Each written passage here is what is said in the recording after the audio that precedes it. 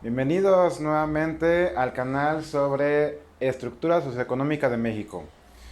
El día de hoy estamos de manteles largos. ¿Por qué? Porque hemos cumplido la meta.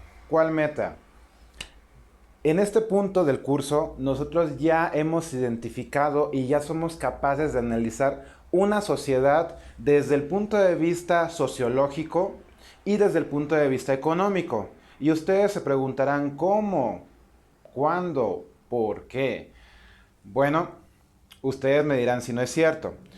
Socialmente ya sabemos cómo se estudia una sociedad gracias a las escuelas del estudio de la sociedad.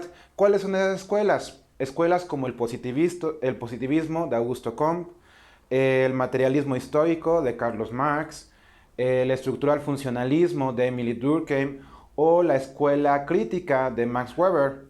Bueno, esto entonces esas escuelas nos ayudaron a entender qué era la sociedad, cómo se fundó la sociedad y qué objetivos tiene la sociedad, ¿sí? Cómo funciona, qué persigue la sociedad y cómo estudiarla sobre todo.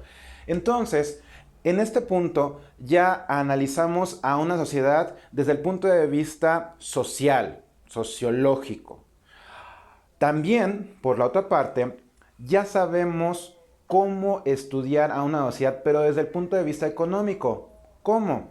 Porque también ya sabemos qué son las políticas económicas, como por ejemplo, qué es el mercantilismo, qué es el capitalismo, qué es el liberalismo, la globalización y más allá. También sabemos qué son los modelos económicos del desarrollo.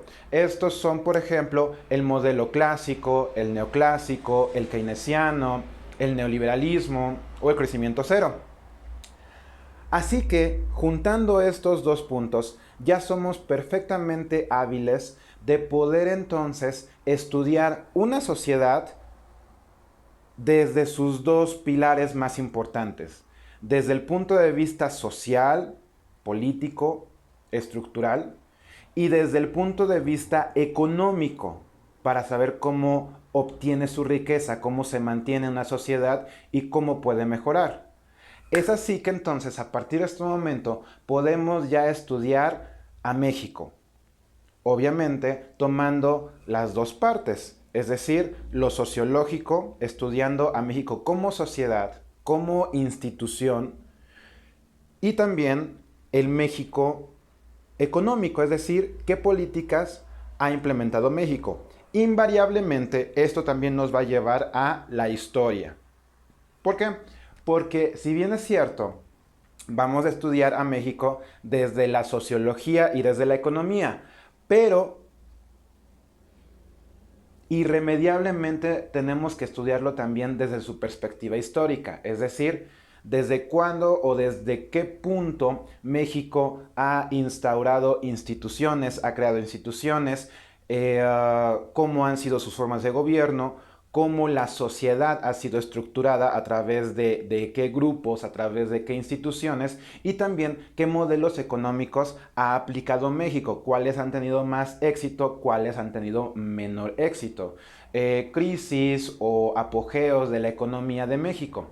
Es por esto que entonces, a partir de este momento, vamos a estudiar a México, pero no solamente históricamente, no, como lo que implica nuestra materia, sociológica y económicamente. Así que tampoco, esto es simplemente una introducción, tampoco quiero que ustedes piensen que a partir de este momento vamos a estudiar historia. No, porque de hecho ya llevamos una materia que se llamó Historia de México, uno y 2. No, en este momento vamos a analizar no toda la historia de México, sino desde un punto exacto. Para ser más exactos, desde la Revolución Mexicana, cuando termina esta, hasta nuestros días.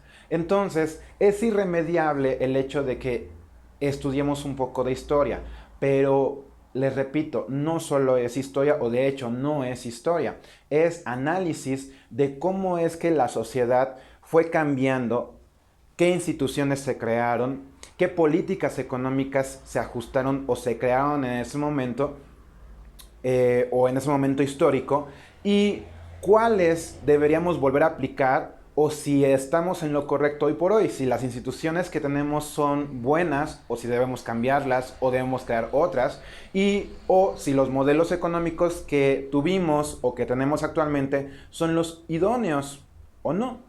Así que, dada la introducción, ¿sí?, les doy la bienvenida a el estudio socioeconómico de México. Bienvenidos. Esperen el siguiente video. Gracias.